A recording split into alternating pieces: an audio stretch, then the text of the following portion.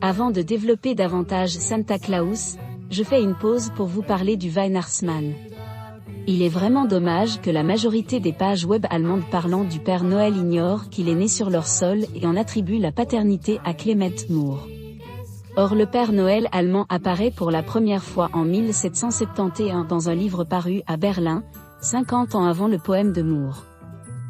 Si le réformateur protestant, Martin Luther, a bien institué l'habitude de faire de l'enfant Jésus celui qui apporte des présents à Noël, prétendre que c'était pour enrayer la fête de Saint-Nicolas est excessif. Le réformateur prévoyait une somme dans son budget pour la Saint-Nicolas de ses enfants, il parle de cette fête dans une de ses prédications. Un siècle plus tard un prédicateur fustigeait cette habitude, sans doute était-il difficile de faire oublier cet événement festif malgré l'interdiction du culte des saints.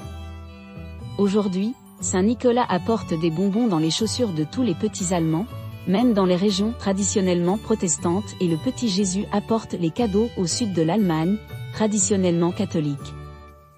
D'anciennes cartes postales de Noël allemandes représentent l'enfant Jésus en compagnie de personnages qui tiennent à la fois du vieillard barbu et du lutin.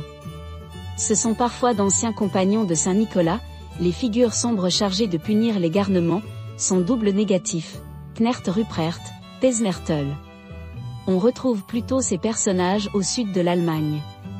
Knecht Ruprecht s'est longtemps chargé seul de cette distribution en Saxe, une ère autrefois protestante. Aujourd'hui le Weihnachtsmann se charge principalement de la distribution des cadeaux au nord de l'Allemagne et il s'adjoint les services de Knecht Ruprecht, le petit Jésus semble être passé à l'arrière-plan. Il est difficile de déterminer ce qui a pu faire émerger la figure du Père Noël allemand. La figure du vieil homme est riche en symbolique, on la trouve associée à la sagesse mais aussi à l'hiver. Il y a sans doute l'influence des sombres compagnons de Saint-Nicolas, puis surtout le folklore allemand qui peuple les forêts et les montagnes d'aide au pouvoir magique, les esprits de la forêt et les nains.